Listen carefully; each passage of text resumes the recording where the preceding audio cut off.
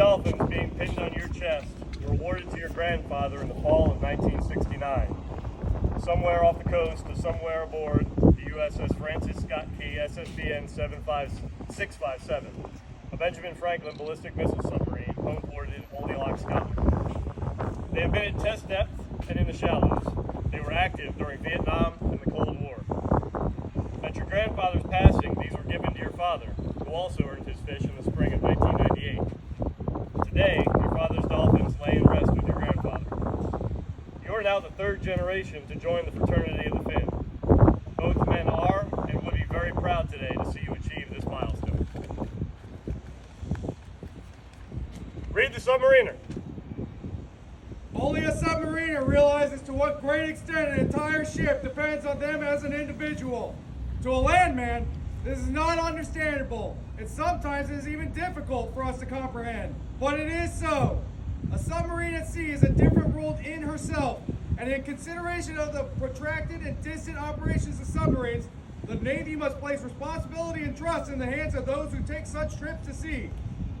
In each submarine, there are those who, in the hour of emergency or peril at sea, can turn to each other.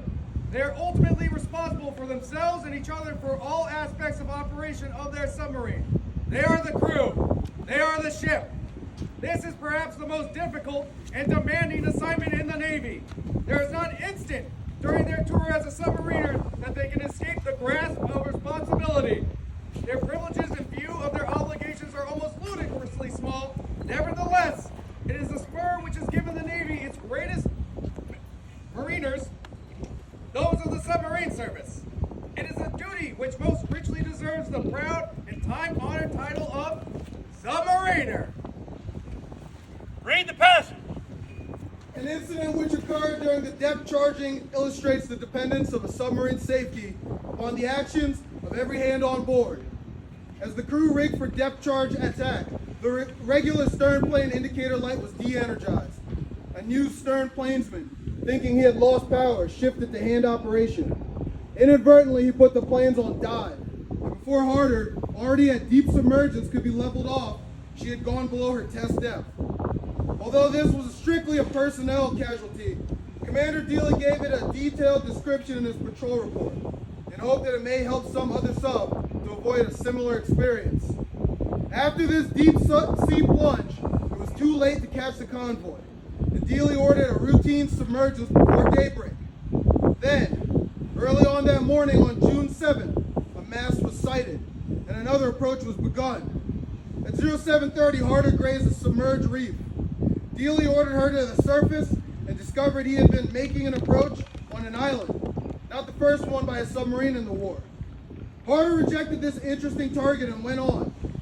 Shortly before noon, well on in the Sibatu Passage, she was forced deep by a plane. Then, rising to periscope depth, she presently sighted a destroyer at 4,000 yards, small angle on the bow. Crew went to battle stations. 4 bow torpedoes were ready. At 3,000 yards, the destroyer headed directly for the submarine's periscope. Angle on the bow varied from port to starboard as the destroyer rushed forward, zigzagging. Dealey waited until the enemy was only 650 yards away. Then, fired 1, 2, 3 in rapid succession. Number 4 wasn't necessary.